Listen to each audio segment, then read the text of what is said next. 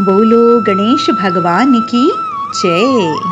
धर्मराज युधिष्ठिर बोले कि हे भगवान, बैसाख माह के कृष्ण पक्ष की एकादशी का क्या नाम है तथा उसकी विधि क्या है और उससे कौन से फल की प्राप्ति होती है, सो कृपा पूर्वक मुझसे कहिए। श्री कृष्ण भगवान बोले, हे राजेश्वर, बैसाख माह के कृष्ण पक्ष की एकादशी का नाम वरुथनी है।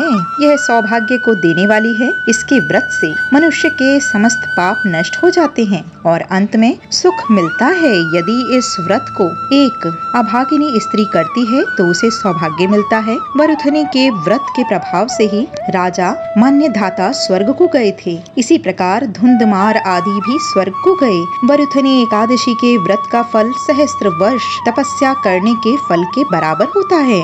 कुरुक्षेत्र में सूर्य ग्रहण के अवसर पर जो एक भार स्वर्ण दान करने से फल मिलता है, वही फल वरुथनी एकादशी व्रत के करने से मिलता है। वरुथनी एकादशी के व्रत से मनुष्य इस लोक और परलोक दोनों में सुख को प्राप्त करता है और अंत में स्वर्ग को जाता है।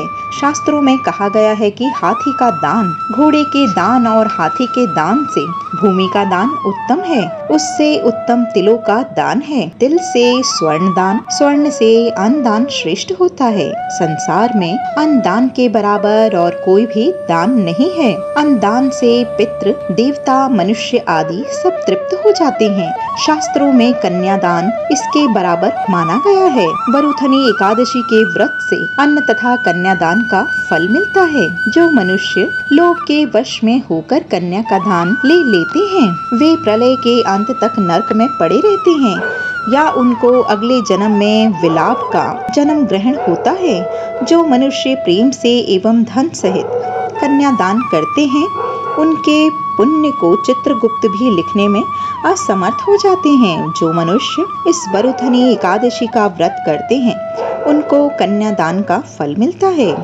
वरुथनी एकादशी का व्रत करने वाले को दशमी के दिन से निम्नलिखित 10 वस्तुओं का त्याग करना चाहिए।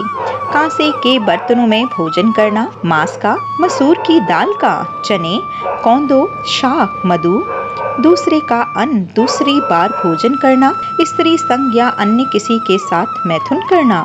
इस दिन जुआ नहीं खेलना चाहिए तथा शयन नहीं करना चाहिए। उस दिन पान खाना, दातुन करना, दूसरे की निंदा करना तथा चुगली करना आदि पापों के साथ बातचीत भी नहीं करनी चाहिए।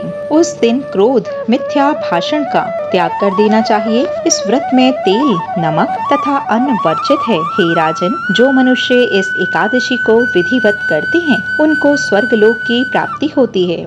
इस व्रत के महत्व पढ़ने से 1 सहस्त्र गोदान का फल प्राप्त होता है। इसका फल गंगा के स्नान करने के फल से भी अधिक होता है। बोलो लक्ष्मी नारायण भगवान की जय।